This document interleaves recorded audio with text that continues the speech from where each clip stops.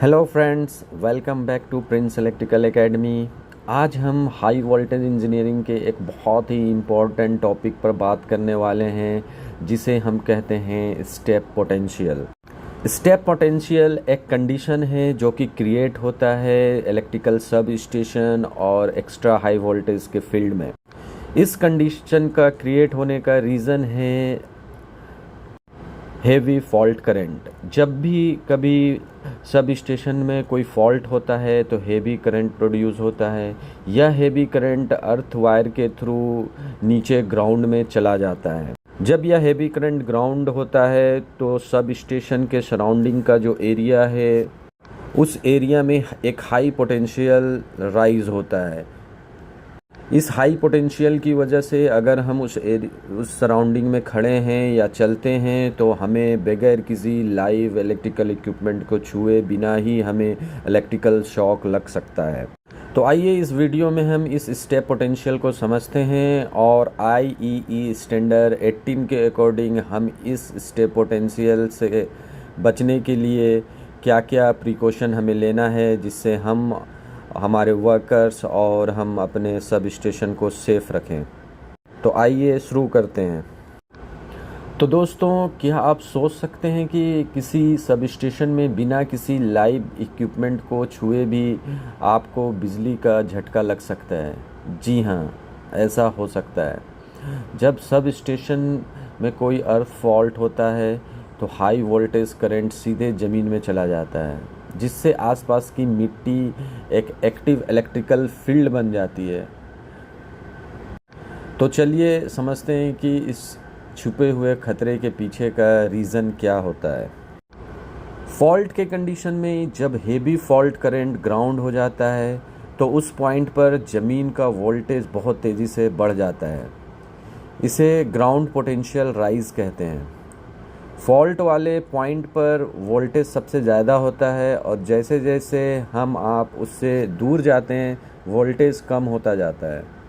ज़मीन में वोल्टेज के इस अप एंड डाउन को वोल्टेज ग्रेडियंट कहा जाता है।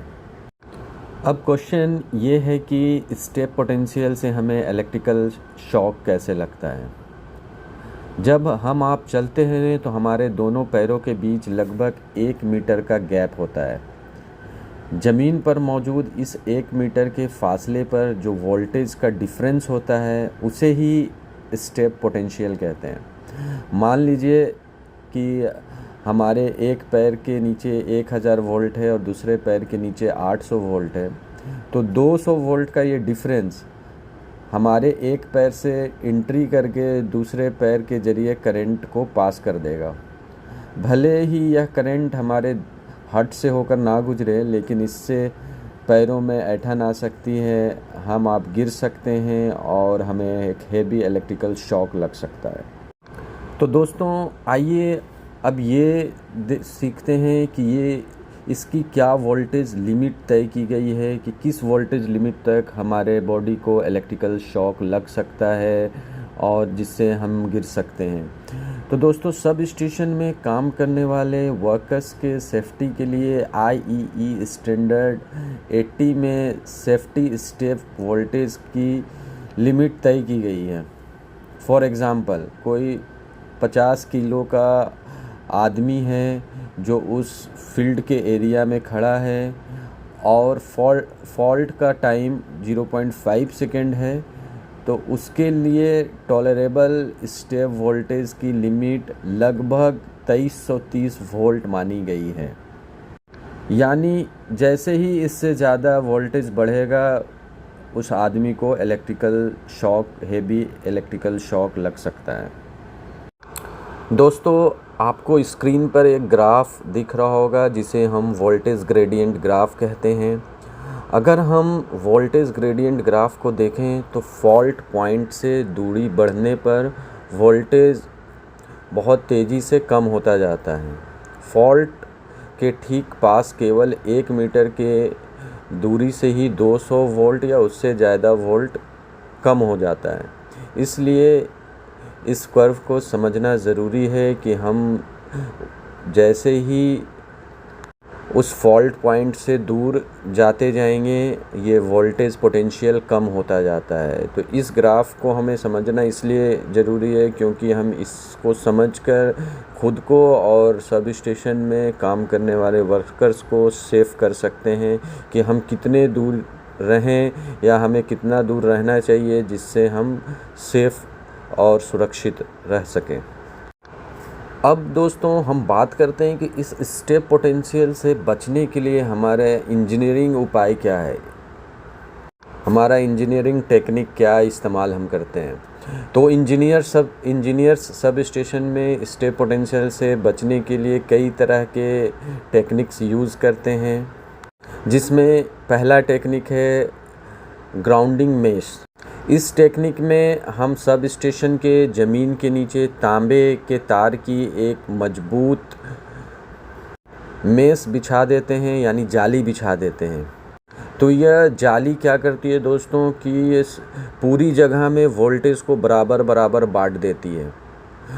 इस तरह वो वोल्टेज को यूनिफॉर्मली डिवाइड करने से क्या होता है कि कहीं भी एक पॉइंट पर बहुत ज़्यादा हाई पोटेंशियल नहीं रहता और पोटेंशियल ग्रेडियंट यूनिफॉर्म हो जाता है, जिससे हम शॉक से बच सकते हैं। और दूसरे टेक्निक में दोस्तों हम हाई रेजिस्टिविटी ग्रेवल यानी गिट्टी को सब स्टेशन में बिछाते हैं।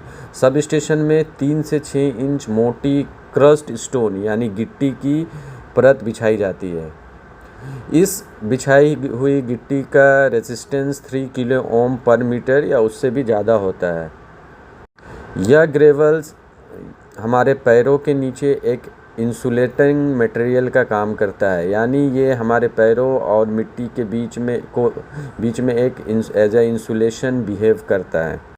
और तीसरा टेक्निक यानी ये एक कह सकते हैं कि ये एक रेगुलर प्रैक्टिस है, जिसे हम हमारे PPEs के लिस्ट में भी ये आता है, यानी कि हमें कभी भी सब स्टेशन के उस एरिया में बगैर सेफ्टी शूज़ पहने नहीं जाना चाहिए। अगर हम दोस्तों सेफ्टी शू का यूज़ करते हैं, सेफ्टी शूज़ पहन कर जाते हैं, तो ये सेफ्टी शू हमारे पैर और ज़मीन के बीच में एक इंसुलेटर का काम करेगा। वो एज ए इंसुलेशन बिहेव करेगा और हमारे बॉडी को लगने वाले करंट के झटके से हमें बचा देगा।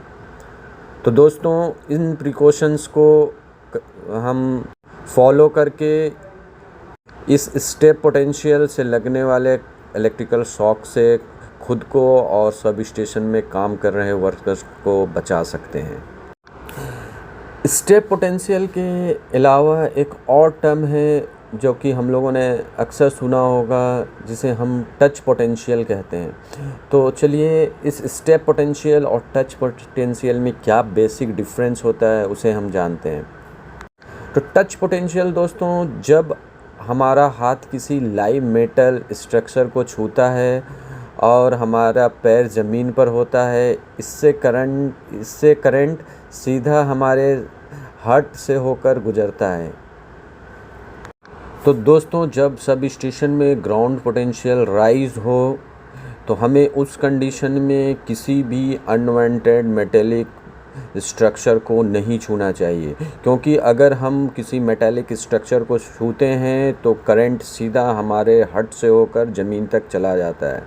इसलिए इस टच पोटेंशियल की लिमिट को भी IEEE स्टैंडर्ड के अकॉर्डिंग कम रखा गया है, जो कि 800 वोल्ट होता है, जबकि स्टेप पोटेंशियल की लिमिट हम जानते हैं 2330 वोल्ट होता है।